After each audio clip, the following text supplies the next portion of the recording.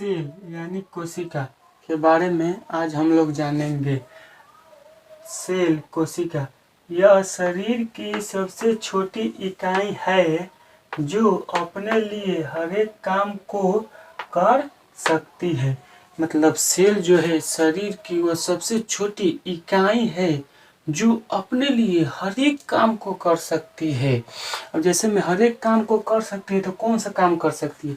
ये अपने लिए पाचन कर सकती है, अपने जैसा नया एक सेल बना सकती है, अपने जैसे अपने लिए ऊर्जा का निर्माण कर सकती है।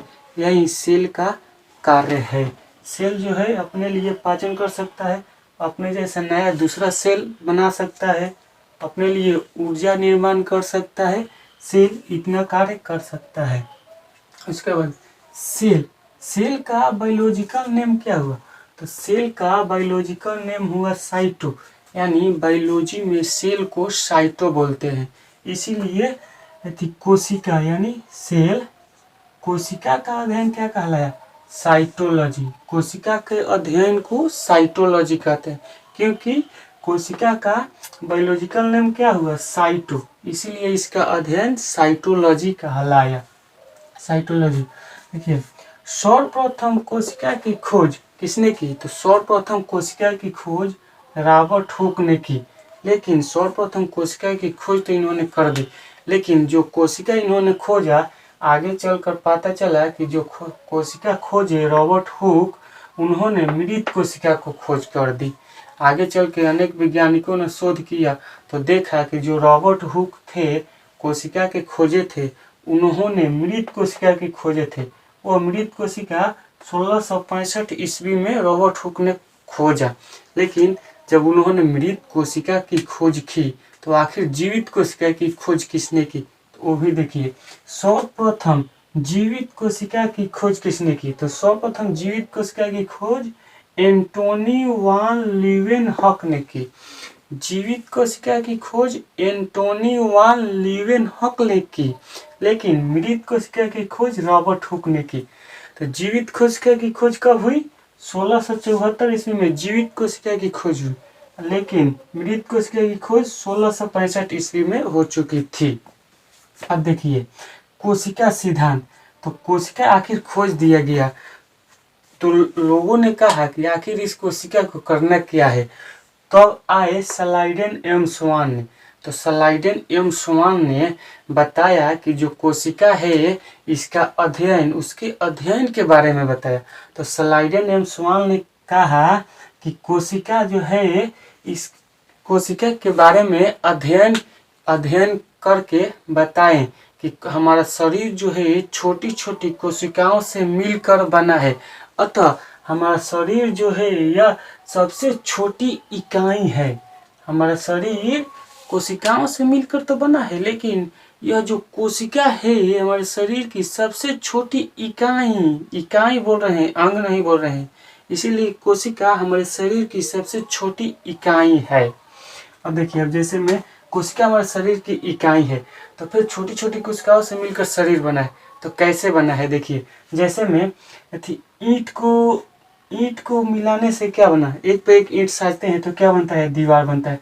उसी तरह कोशिका को एक पर एक कोशिका साजे तो क्या बना? ऊतक बना। मतलब एक नियमानुसार जैसे में ईंट ऐसे ऐसे साजेंगे तब ना दीवार बनेगा, तो ऐसे ही कोशिका को भी एक नियम होगा साजने के लिए। ऐसे ऐसे एक पर एक जोड़ा गया होगा तो कोशिका मिलकर ऊतक बना। ऐसे ही ईंट मिलकर जब दीवार बना तो कोशिका मिलकर ऊतक बना, दीवार मिलकर कमरा बना तो ऊतक मिलकर अंग बना। जब कमरा मिलकर घर बन गया तो इधर अंग मिलकर शरीर बन गया। जब तक इधर घर कंप्लीट नहीं हुआ तब तक इधर भी शरीर कंप्लीट होना पड़ेगा।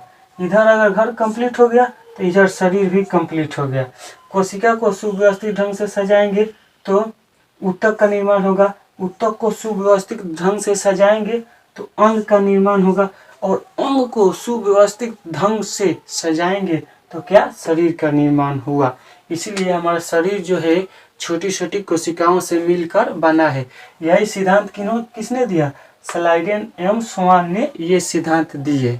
अब हम लोग जानेंगे कि सबसे बड़ी कोशिका किसकी होती है और सबसे छोटी कोशिका किसकी होती है, और पूरे ओवरऑल यानी पूरे संसार में सबसे बड़ी कोशिका किसकी होती है, और मानव शरीर में सबसे बड़ी कोशिका किसकी होती है। तो देखिए, संसार में सबसे बड़ा कोशिका शुतुरमुर्ग के अंडे का होता है। मतलब पूरे संसार में, पूरे पृथ्वी पर सबसे बड़ी कोशिका देखा जाए तो शुतुरमुर्ग के अंडे का होता है।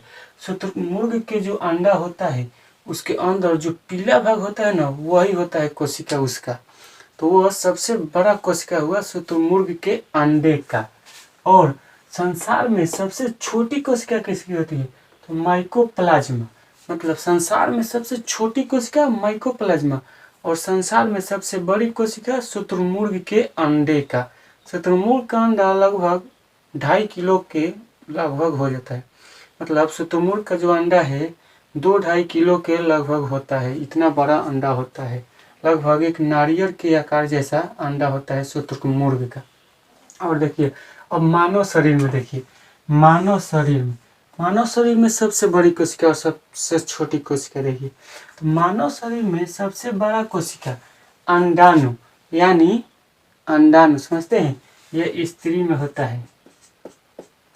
अंडाणु स्त्री में होता है। स्त्री के अंडाणु को सबसे बड़ी कोशिका कहते हैं मानव में। और मानव में सबसे छोटी कोशिका किसको, शुक्राणु, जो पुरुष में पाया जाता है। ये पुरुष में पाया जाता है। पुरुष, अंडाणु स्त्री में पाया जाता है और शुक्राणु पुरुष में पाया जाता है। तो अंडाणु मानव में सबसे बड़ी कोशिका हुआ और सबसे छोटी कोशिका शुक्राणु जो पुरुष में पाया जाता है। ये तो बड़ी और छोटी हो गई, और एक लंबी भी आती है। देखिए, मानव में सबसे लंबी कोशिका, मानव में सबसे लंबी कोशिका किसकी होती है, तो ब्रेन में जो एक न्यूरॉन सेल है उसे सबसे लंबी कोशिका कहते हैं। तो मानव में 3 प्रकार की कोशिकाएं हो गई, जैसे में सबसे बड़ी कोशिका अंडाणु, सबसे छोटी कोशिका शुक्राणु, और सबसे लंबी कोशिका ब्रेन में जो न्यूरॉन सेल है उसे सबसे लंबी कोशिका कहते हैं। तो 12 में समझ लीजिए कि अंडाणु जो है सबसे बड़ा है, इसका मतलब लंबा मत समझ लीजिएगा उसको। और ये शुक्राणु तो छोटा है ही, और ये जो ब्रेन के न्यूरॉन सेल है ये सबसे लंबी कोशिका है हमारे ब्रेन की। और देखिए, हर एक कोशिका में पुनर्निर्माण की क्षमता होती है।